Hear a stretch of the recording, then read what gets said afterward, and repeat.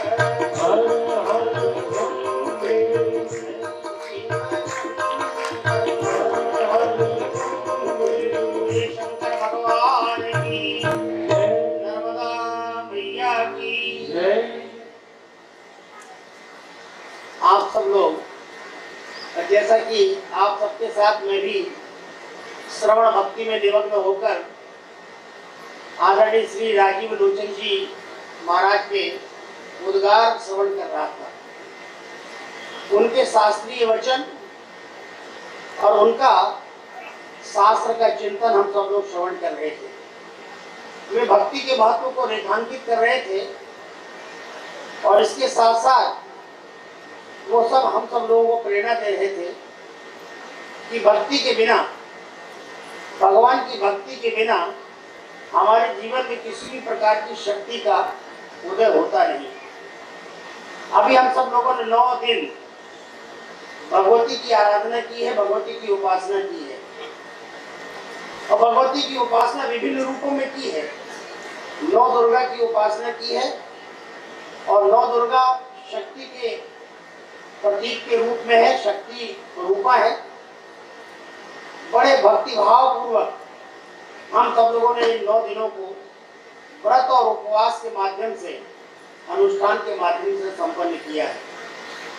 कल हम सब लोगों ने विजयदशमी का पावन पर्व सोत्साह बड़े धूमधाम के साथ संपन्न किया है और इसी मध्य इस पुनीत धरती पर हमारे पूज्य गुरुदेव जब एक बार यहाँ आए और नंदिकेश्वर भगवान के मंदिर के उस शिखर के पास जब पहुंचे तो उन्होंने नर्मदा का पावन दर्शन किया और उनके मुख से सहज रूप से निकला, आप साक्षी हैं, महाराज जी ने कहा था कि अभी तक हमने सुना है सबरे तीरथ बार बार और गंगा सागर एक बार, पर मैं आज इसको बदल रहा हूँ, सब तीरथ बार बार, नर्मदा सागर एक बार। तो हम सब लोग गंगा सागर में न बैठकर नर्मदा सागर के तट पर बैठे हुए हैं और जब नर्मदा सागर के तट पर हम बैठते हैं तो हमें स्वयं के बारे में भी विचार करने का मन होता है। आदि जगत गुरु शंकराचार्य ने विवेक चूड़ामणि के मंगलाचरण के बाद अपने पहले श्लोक में बड़ी महत्वपूर्ण बात रेखांकित की है। उन्होंने लिखा, जंतु नाम नरजन्म दुर्लभम अतः पुंस्त्वम ततो विप्रता तस्मात् वैदिक धर्म मार्ग परता विद्वत्वमस्मात् परम आत्मानात्म विवेचनम स्वनुभवो ब्रह्मात्मना संस्कृतिर् मुक्तिर्नो सत्कोटि जन्म सुकृतैः पुण्यैर् विना लभ्यते। आदि शंकराचार्य यहाँ एक परंपरा स्थापित कर रहे हैं और वो कह रहे हैं कि संसार में अनंत जीव हैं और इसलिए उन्होंने जंतु नाम शब्द का प्रयोग किया है। जंतु एक वचन है, जंतु नाम बहुवचन है और इससे ध्वनित होता है कि संसार में अनेक प्रकार के असंख्य जीव हैं। उन असंख्य जीवों में हमारी भी गणना होती है। हम भी जीवधारी हैं, हम भी देहधारी जीव हैं और इसलिए आदि शंकराचार्य कहते हैं जंतु नाम, इन सारे अनंत कोटि जंतुओं के बीच में नर जन्म दुर्लभम, मानव का जीवन बड़ा दुर्लभ है, मानव देह बड़ी दुर्लभ है। गोस्वामी तुलसीदास जी महाराज ने भी रामचरितमानस में नर समान नहीं कवनेव देही जीव चराचर जागत तेही, और इसलिए कि साधन धाम मोक्ष के द्वारा अपाई न देही परलोक संहारा। इस देव दुर्लभ मनुष्य तन को प्राप्त करके यदि हमने मोक्ष की साधना नहीं की, यदि मोक्ष का चिंतन नहीं किया, भगवत भक्ति का आधान हमारे अंतःकरण में नहीं हुआ, भगवान की कृपा का हमने भली भांति अध्ययन नहीं किया, अनुभव नहीं किया, तो आदि शंकराचार्य जी कहते हैं कि जो दुर्लभ बातें हमारे जीवन में प्रारंभ होने वाली हैं, पहले तो जंतु नाम नरजन्म दुर्लभम अतः, इसके बाद पुरुषत्वम। पुरुषत्वम का अर्थ होता है पुरुषार्थी जीवन। संसार में हम सब जी रहे हैं, अन्य जीवों की भांति हम सब लोग जी रहे हैं। चींटी और कीट पतंग से लेकर सबसे बड़ी देह जिसके पास है, ऐसे हाथी के शरीर को देखो और उसके बीच में जितने भी देहधारी हैं वो सब जी रहे हैं। अगर उसी क्रम में हम भी जीने का अभ्यास करें तो जीवन हमारा प्रशंसित नहीं होगा। नर जन्म दुर्लभम अतः पुंस्तम, क्योंकि बाकी के जीवों में पुरुषार्थ की परंपरा नहीं है, पुरुषार्थ का महत्व नहीं है, पुरुषार्थ की समझ नहीं है। प्रयत्न को पुरुषार्थ नहीं कहा जा सकता। यूं तो संस्कृत भाषा में कहा पुरुष प्रयत्न पुरुषार्थ, जो पुरुष के द्वारा प्रयत्न किया जाता है वह पुरुषार्थ है। लेकिन शास्त्र की भाषा में संत महापुरुष हम सबका मार्गदर्शन करते हुए बताते हैं कि पुरुषार्थ क्या है। तो 18 पुराण, 18 उपपुराण, 18 उपोप पुराण, इसका यदि अध्ययन किया जाए और इसका अवसर मिलने पर श्रवण किया जाए तो एक स्वर में सारे भारत के ऋषि मुनि और व्यासपीठ पर विराजमान होने वाले इस तथ्य की ओर हमारा आपका ध्यान आकृष्ट करते हैं कि 4 प्रकार के पुरुषार्थ हैं: धर्म पुरुषार्थ, अर्थ पुरुषार्थ, काम पुरुषार्थ और मोक्ष पुरुषार्थ। संतों ने एक बड़ी महत्वपूर्ण बात की कही है कि धर्म, अर्थ और काम ये तो पुरुषार्थ हैं, लेकिन मोक्ष परम पुरुषार्थ है।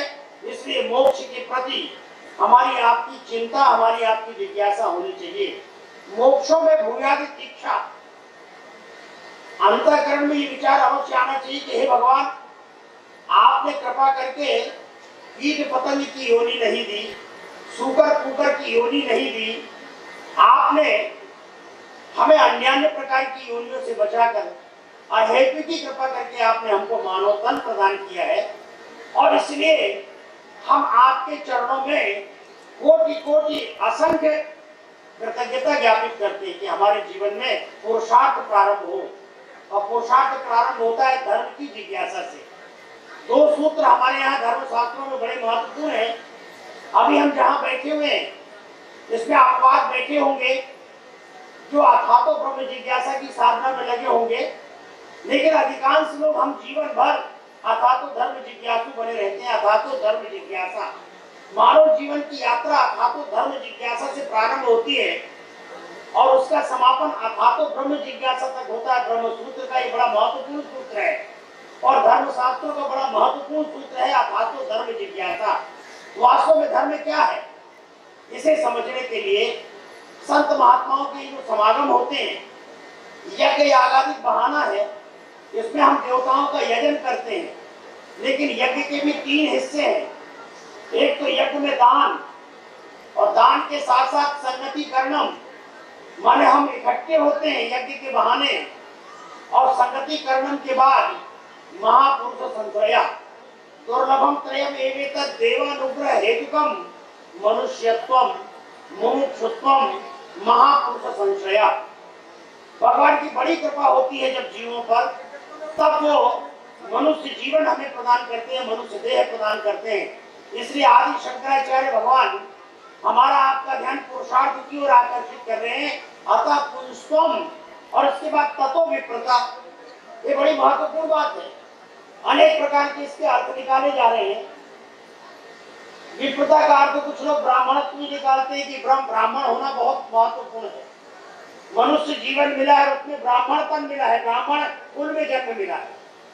सच मानिए वो भी एक अर्थ अपने आप में महत्वपूर्ण है कि सौभाग्य से हमको ब्राह्मण कुल में, ब्राह्मण वर्ण में हमको जन्म मिला है।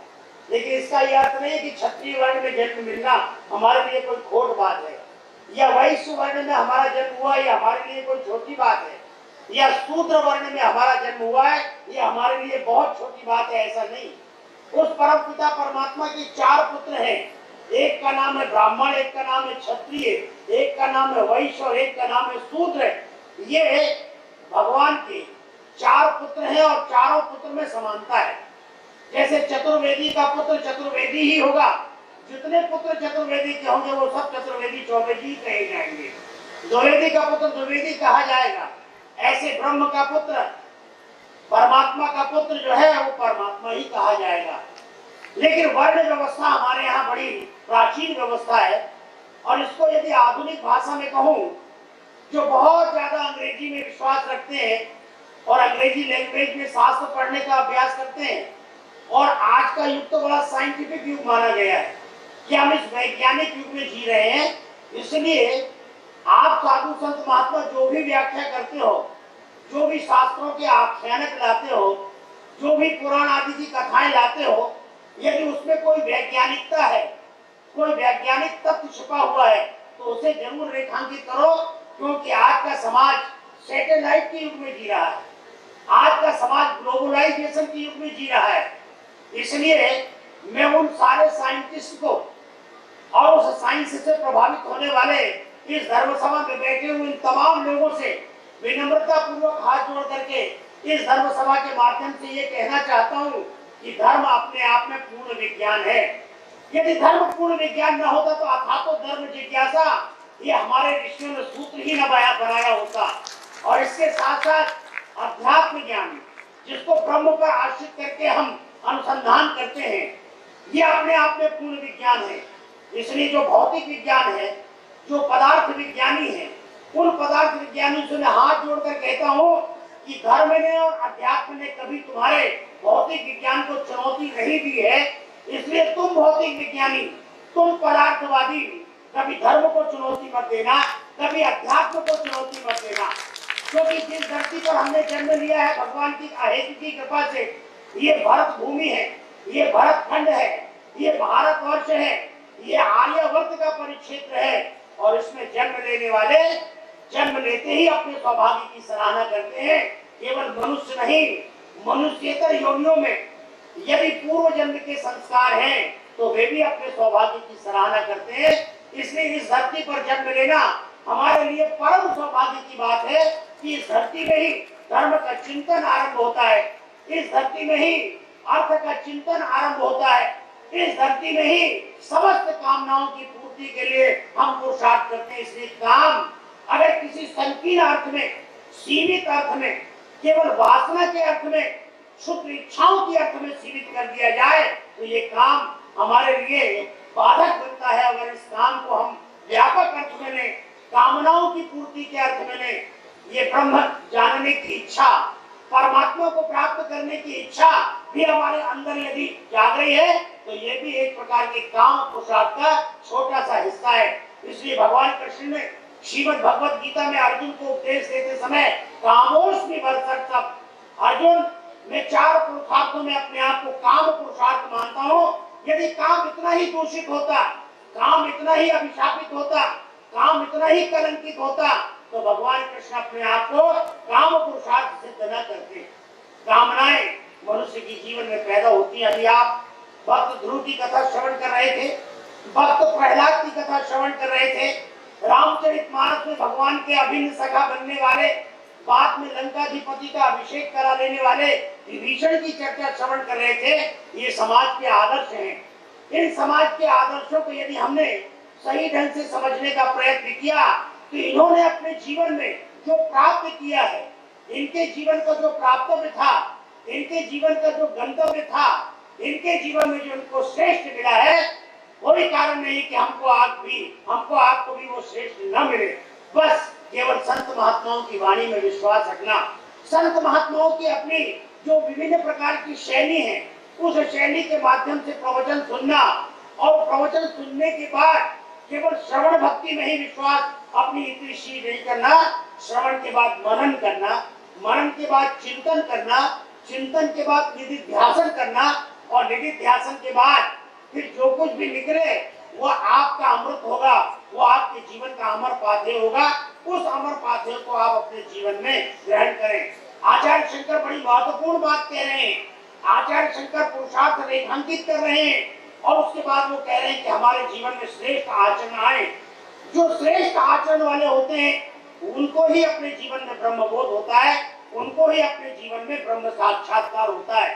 ब्रह्म का एक अर्थ होता है ज्ञान, ब्रह्म का एक अर्थ होता है श्रेष्ठ। इसलिए इस श्रेष्ठ के निकट पहुंचने का हमको आपको अवसर मिला है, इसलिए ततो विप्रता। और यदि हमारे जीवन में शास्त्रानुशीलन है, हमारे जीवन में संतों का सत्संग है, हमारे जीवन में संतों की शैली आ गई है और संतों जैसी रहनी आ गई है, तो ततो विप्रता तस्मात् वैदिक धर्म मार्ग पड़ता। हमारे यहाँ 4 वेद है, ऋग्वेद, यजुर्वेद, सामवेद, अथर्ववेद। इन वेदों की परंपरा में और इन वेदों की जिस शाखा में हम पारंगत हो जाते हैं परंपरा से, उसका परिज्ञान हो, तस्मात् वैदिक मार्ग पड़ता। और वेदों ने जो हमारा मार्गदर्शन किया है, वेद का मतलब होता है ज्ञान। जो श्रेष्ठ ज्ञान हमें वेदों से प्राप्त हुआ है, वेदों के अध्ययन से प्राप्त हुआ है, वेदों की कथाएं श्रवण करने से प्राप्त हुआ है, यदि हम उसका अनुशीलन करने का अभ्यास करेंगे तो हमारे जीवन में ये परंपरा श्रेष्ठता की आगे बढ़ती जाएगी। तस्मात् वैदिक धर्म मार्ग पड़ता विद्वत्तम अस्मात् परम। विद्वता का अर्थ होता है हमने जो जाना है, हमने जो समझा है, हमने जो श्रवण किया है, और श्रवण करने के बाद जो हमारी धारणा बनी है, और यही धारणा जो हमारे जीवन की अवधारणा बनकर के हमारे जीवन में आ गई है, वो अवधारणा ही हमें आगे बढ़ाने का साहस देती है, आगे बढ़ाने की हमें प्रेरणा देती है। तस्मात् वैदिक धर्म मार्ग पड़ता विद्वत्तम अस्मात् परम। उसके बाद विद्वता हमारे जीवन में आए। यदि हम विद्वान हैं तो हमारे जीवन का आचरण ठीक होना चाहिए। यदि हमारे जीवन का आचरण ठीक नहीं है तो केवल विद्वान होने का हम दम्भ कर रहे हैं, विद्वान होने का हम पाखंड कर रहे हैं, विद्वता का आडंबर हमारे जीवन में दिखाई पड़ रहा है। इसलिए विद्वता मेरे जीवन में घटित होनी चाहिए, विद्वता मेरे आचरण में झलकनी चाहिए। तस्मात् वैदिक धर्म मार्ग पड़ता विद्वत्तम अस्मात् परम। और इतना ही नहीं, आचार्य शंकर कहते हैं इस संसार में 2 वस्तुएं हैं। एक ऐसी वस्तु है जिसको हम अनात्म कहते हैं, और एक ऐसी वस्तु है जिसे हम आत्म कहते हैं। इस आत्म और अनात्म को नित्य और अनित्य के रूप में भी हम समझ सकते हैं। एक विनाशशील है जिसमें निरंतर परिवर्तन हो रहा है, और परिवर्तन के साथ साथ जो विनष्ट होने वाली है, और एक ऐसी है जो अपरिवर्तनीय है, जिसमें किसी भी प्रकार का परिवर्तन नहीं होता, वो यथावत रहती है। इसलिए उस आत्म और जो परिवर्तनशील अनात्म है, इस आत्म और अनात्म का यदि हमने विवेचन प्रारंभ कर दिया और आत्म को पकड़ने का हमने प्रयत्न किया, तो आत्मा अनात्म विवेचनम स्वानुभवो, और फिर हमारे अनुभव में वो आत्म और अनात्म यदि हमारे अनुभव में आता है, आत्म पदार्थ हमारे निकट रहता है, अनात्म हमसे छूटता चला जाता है। आत्मा अनात्म विवेचनम स्वानुभवो और ब्रह्मात्मना संस्थितिर्। फिर उसके बाद आपकी स्थिति निर्माण हो, नर सहस्रमः सुनहु पुरारी, कोविद होय धर्म व्रतधारी, धर्मशील कोटिक मह कोई, विषय विमुक्त विराग रत होई, कोटि विरक्त मध्य श्रुति कहाई, सम्यक ज्ञान सकृत को उलाई, ज्ञानवंत कोटिक मह कोई, जीवन मुक्त ब्रह्म पर सोई। गोस्वामी तुलसीदास जी महाराज रामचरितमानस के उत्तर कांड में आकर के इसका उत्तर देते हैं कि हमने इस परंपरा से, इस पद्धति से अपने जीवन का यदि समुचित मार्गदर्शन प्राप्त किया है, उसके अनुसार अनुसरण करने का प्रयत्न किया है, तो कोई कारण नहीं है कि हम मोक्ष जैसे परम पुरुषार्थ के निकट न पहुंच सके। ये भारत भूमि है जहाँ पर मोक्ष परम पुरुषार्थ के लिए है, उसे साधने का हम आप प्रयत्न करते हैं। ये सारा जो उपक्रम हो रहा है, ये भगवती की आराधना हो रही है, ये यज्ञ यागादि हो रहे हैं, ये संत महात्माओं का आगमन हो रहा है, संत महात्माओं के प्रवचन हो रहे हैं, श्रीमद् भागवत को आधार बनाकर यदि भागवत मीमांसा हो रही है। अब भागवत मीमांसा के जो महत्वपूर्ण बिंदु हैं, श्रीमद् भागवत भागवतों की कथा है, जो भगवान का निरंतर चिंतन करते हैं, जो भगवान की भक्ति में निरंतर निरत रहते हैं, ऐसे जो भगवत चरित्र के अनुरागी हैं, उन भागवतों का चरित्र श्रीमद् भागवत में है, और उन भागवतों के चरित्र के साथ साथ भगवान का चरित्र इसमें है। भगवान अपने भक्तों की रक्षा किस प्रकार से करते हैं, श्रीमद् भागवत के पहले स्कंद से लेकर और अंतिम स्कंद तक यदि इसे आप ध्यान पूर्वक श्रवण करेंगे और श्रवण करने के बाद इसका चिंतन करेंगे, तो आप पाएंगे कि भारतवर्ष भक्तों का देश है, भारतवर्ष ज्ञानियों का देश है, भारतवर्ष कर्मशीलों का देश है। इसलिए ज्ञान, भक्ति और कर्म की तरल त्रिवेणी इस भारतवर्ष में निरंतर प्रवाहित होती रहती है। और यही तरल त्रिवेणी नर्मदा के पावन तट पर ये संतों के रूप में यहाँ पर एकत्रित हुई है। कोई भक्ति मार्गी है, कोई ज्ञान मार्गी है, कोई कर्म मार्गी है।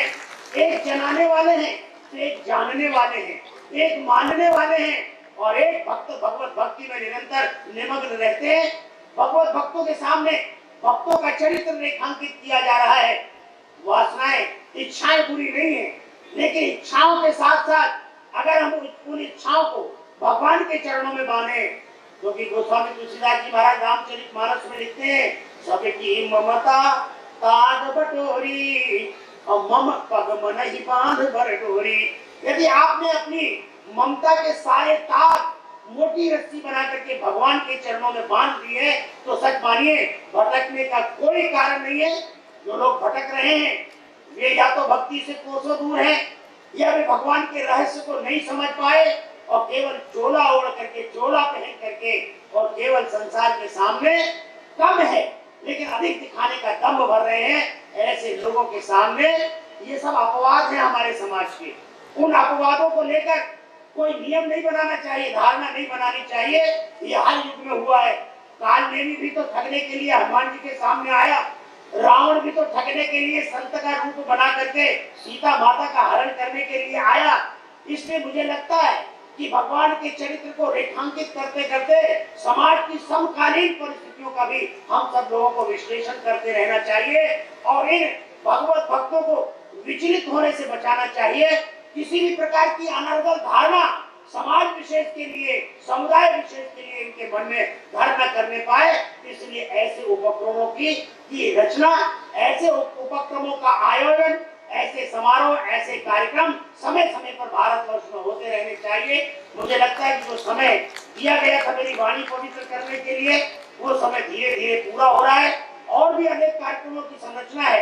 यदि मैं पहले दिन से आता आपके बीच में तो निश्चित रूप से 5-7 दिन आपके बीच में रह करके और अपने निर्धारित विषयों के आधार पर मैं आप सब लोगों का सात्विक अनुरंजन करता। लेकिन जितना अभी मैंने श्रवण किया है और जितना अभी आपके बीच में श्रवण करूंगा उसके आधार पर ये मेरी धारणा बनी कि आपका चित्त एकाग्र हो जाए, आपका चित्त आपकी इच्छित वस्तु को पाने के लिए लालायित हो जाए।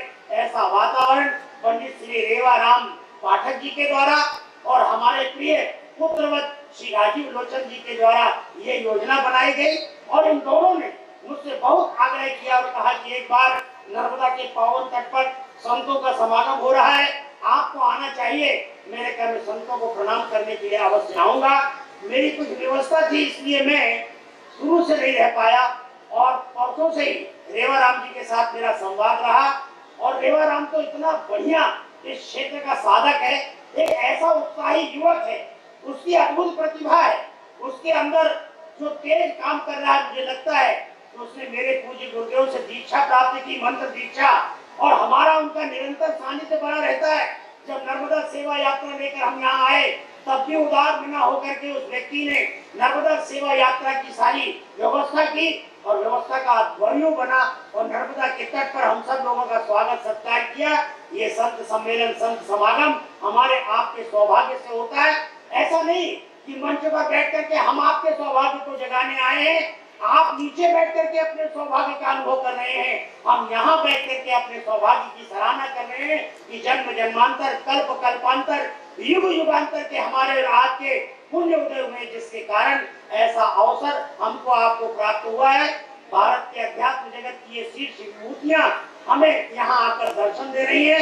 आप जाइए जहाँ रहते हैं, आप 1000 रुपए खर्च करके भी इनका दर्शन वहाँ कर पाने में सफल हो पाएंगे ऐसा मेरा विश्वास नहीं कह रहा। लेकिन सहज रूप से केवल साधकों के आह्वान पर, संतों के आह्वान पर हम सब लोग यहाँ एकत्रित हुए हैं।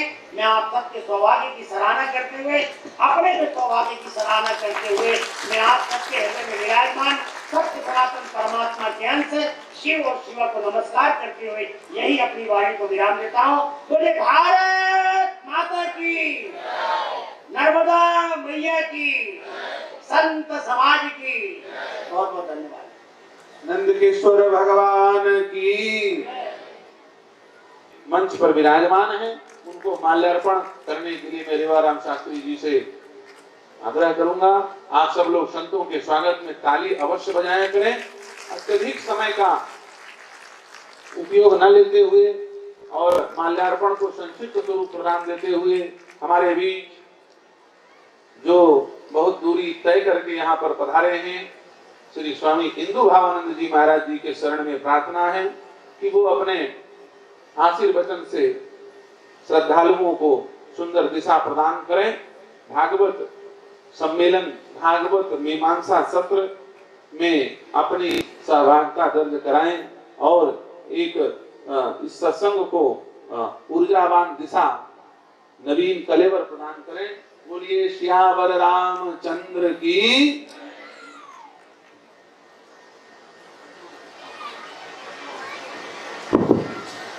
वेदान्ते सुयमाहुरेक निश्रेयसायास्तु वा आब्रह्माण्ड पिपीलिका तनुभृत्तुजम्भमाणस्फुटं जाग्रे स्वप्न सुसुप्तिभासकृतया सर्वत्र या दीप्यति सा देवी जगदम्बिका भगवती श्रीराजराजेश्वरी प्रेमाम्बा करुणानिधि शुभकरी भूया सदा श्रेयसे मित्रादिपुत्र नेत्राय त्रयीसत्रभासात्रवे गोत्रादिगोत्रजत्राय गोत्रात्रे ते नमो नमः।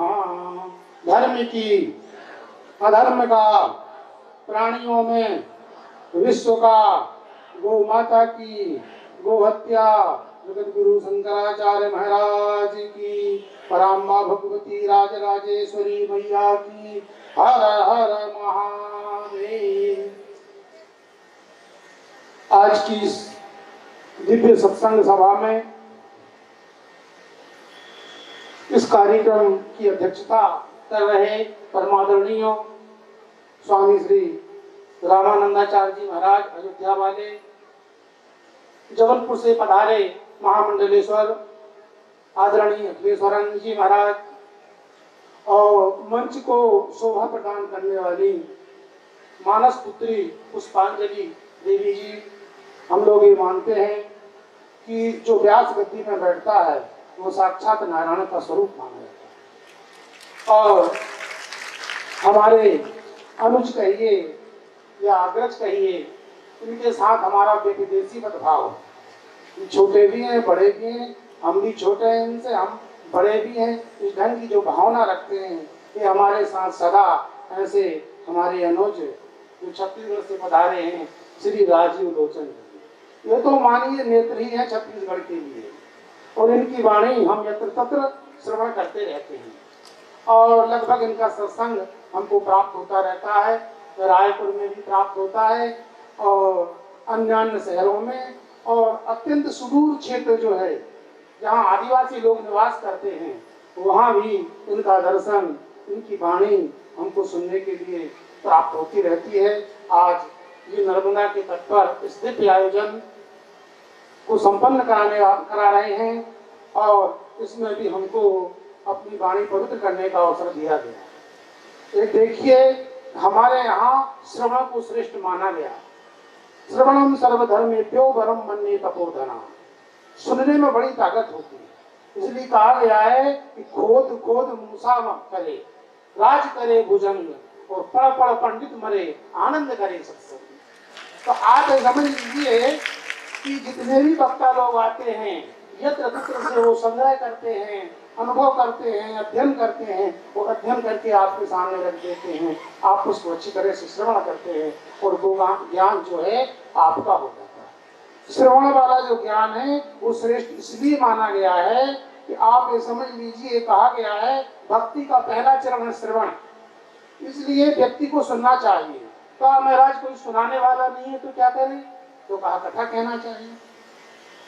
और कहा महाराज कथा भी नहीं बनती है तो कहा देखो आसन लगाकर योग करना चाहिए। और कहा महाराज तीसरी भक्ति योग भी नहीं आता है करने के लिए, तो क्या करें, कहा किसी मूर्ति के पास बैठ जाइए और उपचार चढ़ाइए, पुष्प चढ़ाइए, धूप चढ़ाइए, दीप चढ़ाइए। तो कहने का अभिप्राय है कि चौथी श्रेणी की भक्ति क्या है? उपचार चढ़ाना। और एक नंबर की भक्ति जो है वो श्रवण। श्रवण को श्रेष्ठ धर्म माना गया, इसलिए हमारे यहाँ वेदांत श्रवण की बात की गई कि वेदांत श्रवण करना चाहिए और सुनते रहना चाहिए, सुनते रहना चाहिए। और वही परंपरा श्रीमद् भागवत की। भागवत को पारमहंस संहिता कहा गया है।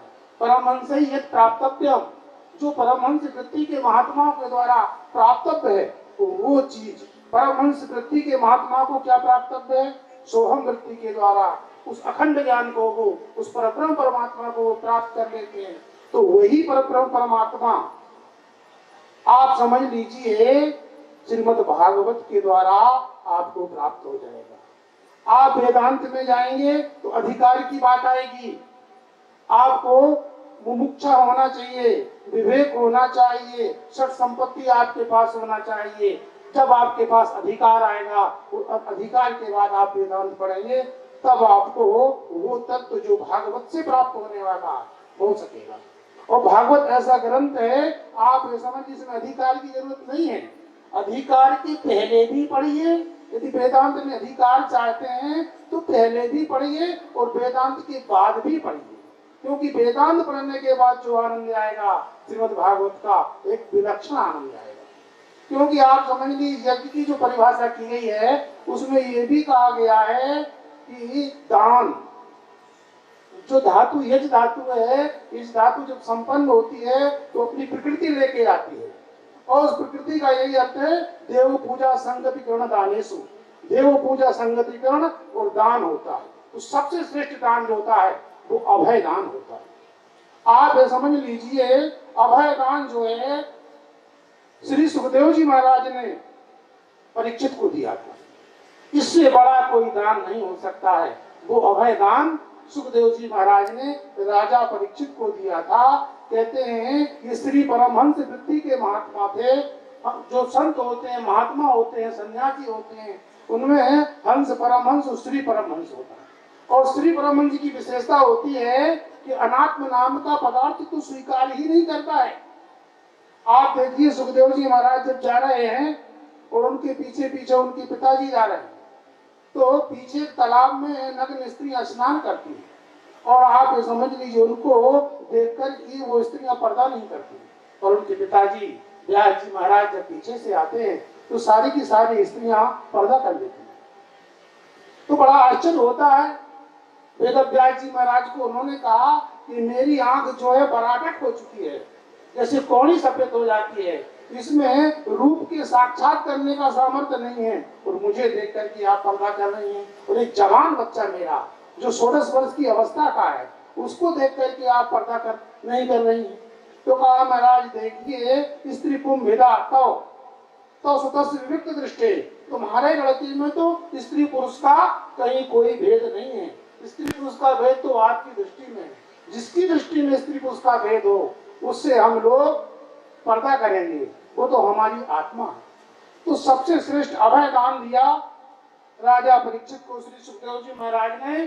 और अंत में राजा परीक्षित हाथ जोड़ करके प्रार्थना करने लगे और कहा भगवन् तक्षकेभ्यो मृत्युभ्यो न बिभेम्यहम्, तक्षकेभ्यो मृत्युभ्यो न बिभेम्यहम्। मैं तक्षक से और तक्षक के द्वारा जो मुझे मृत्यु प्राप्त हो रही है मैं उससे नहीं डर रहा हूँ। प्रविष्टो ब्रह्म निर्माणम, मैं तो ब्रह्म में अवस्थित हो गया हूँ, परब्रह्म परमात्मा में अवस्थित हो गया हूँ। अभयम दर्शितम त्वया। अरे महाराज आपने अभय दान कर दिया। अभय का मतलब ये समझ लीजिए द्वितीयात् वही भयम जायते, कोई हमारा दूसरा होगा तो उससे भय की उत्पत्ति होगी। यहाँ तो कोई दूसरा नहीं है, संपूर्ण ब्रह्म ही मेरी दृष्टि में है। श्री रामचरितमानस में कहा है सिया राम मैं सब जग जानी करौ प्रणाम योर युग पानी। तो जब ऐसी दृष्टि आ जाती है, इस प्रकार का जो अभय दान है वह श्रेष्ठ दान है। भगवत का मूल सार, श्रीमद् भागवत का मूल सार इसी में निहित है। उसी भावना से यदि हम श्रवण मनन करेंगे तो निश्चित ही कल्याण होगा। क्योंकि हमारे बगल में हमारे नेत्रधारी राजीव लोचन जी महाराज बैठे हैं, उनके नेत्र की जो छटा है बदलती रहती है। तो महाराज वे चाहते हैं कि अल्प में, बहुत कम में अपनी बात आप कह दीजिए, ज्यादा कहने की जरूरत नहीं है। इसलिए हम अपनी बात को यही विराम देते हैं। अपनी वाणी पूर्ण ब्रह्म परमात्मा श्री कृष्ण के चरणों में समर्पित करते हैं। हर हर महादेव।